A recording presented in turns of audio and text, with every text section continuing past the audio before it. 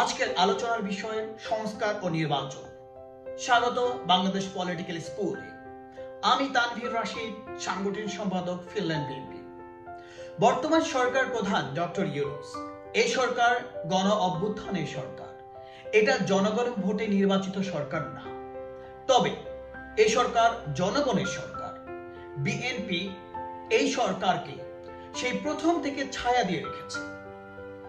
এই সরকারকে সহযোগিতা ও সমর্থন করে আসছে। দুঃখজনকভাবে বলতে হয়, এই সরকারের পরোক্ষ সমর্থনে ও ফ্যাসিবাদের পাচারকৃত টাকায় গড়ে উঠেছে এনসিপি নামক একটি নতুন রাজনৈতিক দল। আর এনসিপির সংস্কার নামক সরাসরি বাধায় ডিসেম্বরে নির্বাচন এখন পর্যন্ত না হওয়ার শঙ্কায় পড়েছে। এনসিপি দলটির নিজের অস্তিত্ব বিলীন হওয়ার পথে। বিভিন্ন জায়গায় চাঁদাবাজি, সরকারি কাজে হস্তক্ষেপ সহ বিভিন্ন অপকর্মে জড়িয়ে পড়ছে।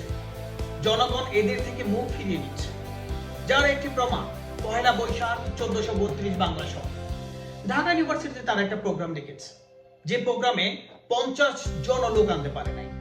আর যে 50 জন বলছি, সে 50 জনের মধ্যে 30 জন হচ্ছে বিভিন্ন ইউটিউবার, মিডিয়া ব্যক্তিত্ব। যদিও সেই প্রোগ্রামে এনসিপির দলীয় প্রধান ও সিনিয়র নেতৃবৃন্দ উপস্থিত ছিল। ভাবতে অবাক লাগে, 2025 সালে ফেব্রুয়ারি মাসে জন্ম নেওয়া দলটি এক মাসের মধ্যে দেউলিয়ার পথে। আর তারা চায় সংস্কার। ওকে ফাইন, যে কেউ সংস্কার চাইতে পারে। 20 কোটি লোকের মধ্যে যদি একজনের সংস্কার চায়, আমরা তার চাওকে সম্মান করি। বাংলাদেশ জাতীয়তাবাদী দল তাকে সম্মান করে। তার আগে জেনে নিই বিএনপি কখন সংস্কার চেয়েছে। দেশবাসী খুব ভালোভাবেই জানে, দেশটাকে বেগম খালেদা জিয়া 2016 সালে ভিশন 2030 দিয়েছিলেন। বাংলাদেশের আকাশের উজ্জ্বল নক্ষত্র দেশরত্ন তারেক রহমান খুব ভালো করে জানতেন খুব শীঘ্রই সরকার পতন হচ্ছে, কিন্তু কারোই দিনক্ষণ জানা ছিল না। গণতান্ত্রিকভাবে বিধ্বস্ত ভঙ্গুর এই রাষ্ট্র কাঠামো বিনির্মাণের লক্ষ্যে 2022 সালে সর্বপ্রথম বহুল আলোচিত 27 দফা সাধারণ জনগণের সামনে উপস্থাপন করেন। পরবর্তীকালে তিনি 4 দফা বাড়িয়ে 2023 সালে আবার 31 দফা প্রণয়ন করেন। এনসিপি সহ গুটি কিছু লোক এখন শুধু সংস্কার। স্মরণ করে দেখুন, 5ই আগস্ট 2024 আগে আপনারা কোথায় ছিলেন?